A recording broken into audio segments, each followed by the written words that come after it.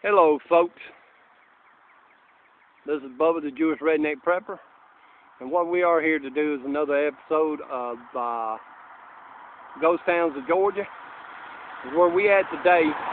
We're in a little community, a ghost town, which is still people live around here in the neighborhood, but what's mostly all left of the old town of Rockville is old schoolhouse, and I think there's some more old stores back up in the woods, but there's not much left of this old town. There's old house there, still livable. But here's the old schoolhouse here of Rockville, Georgia. And let's see what the state historical marker has to say here on this old schoolhouse here. It says Rockville School. Says the school was built in 1889, consolidated in 1890, and graded in 1892. Said to have been the first consolidated rural school in Georgia. Also the first stand and rural school and the first vocational rural school in the state.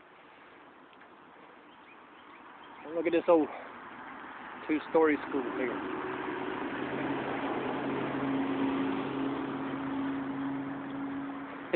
It's got a mark over here that says Rockville Academy.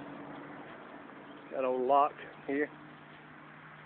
It was built in 1889, just 100 years later, almost. They restored it in 1991, 1994 for the restoration. Old paint, stuff falling through. Old columns. People ain't taking too much care. This old schoolhouse here. But you can tell.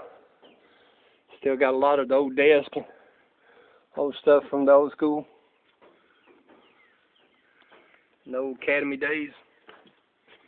Can't see much in there. I would like to go in and get some videos from inside. And the only thing else about left here is the church down here next door to it. And that's about all that's left here in this old ghost town of Rockville. Here. Get you the side here. And all these old rural communities and old ghost towns here,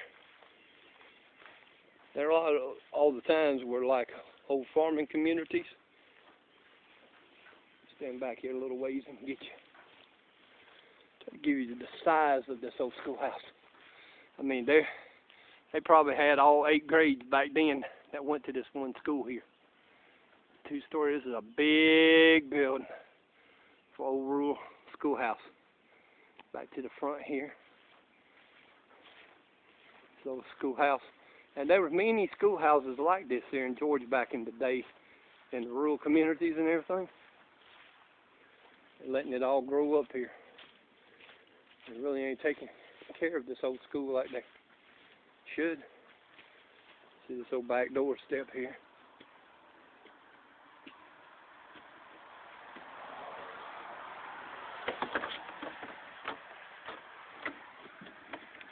It's locked. Can't get in.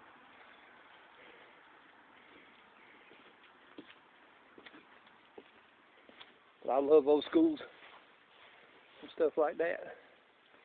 They don't have it opening. People can get in. Look at that old school here, folks. I'm going to go back over here. Right across it, next door is, I guess, the one and probably the only church they had here in this little small community.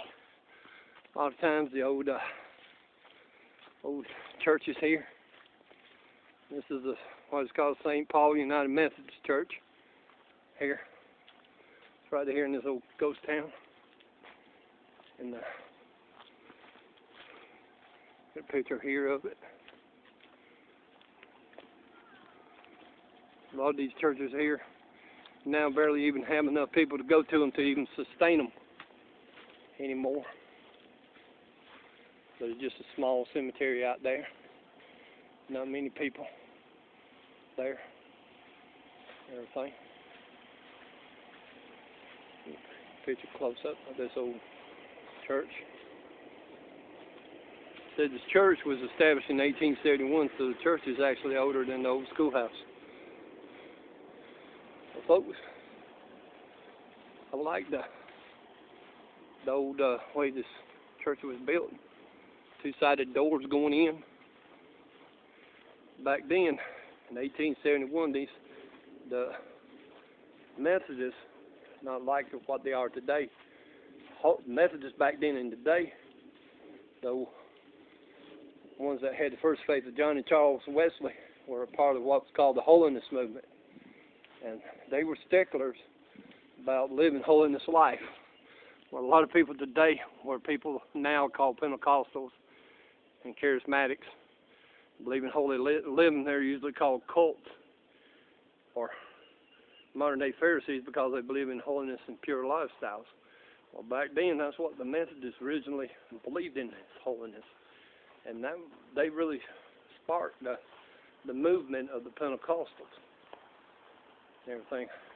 All your Pentecostal churches and holiness churches sprung out of the teachings and the doctrines of John and Charles Wesley.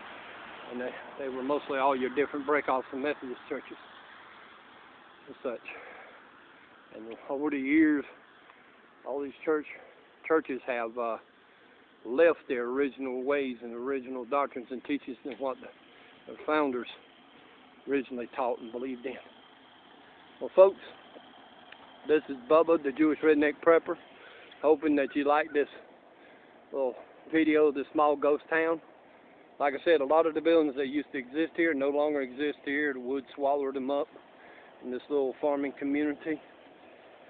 And this is Bubba saying, if you like this video, hit the like button down below. Make comments whether you like it or don't like it. And share it if you like it. And tune in with us next time we do another ghost town YouTube video. Well, this is Bubba signing off, saying enjoy the journey and shalom. Bubba loves you.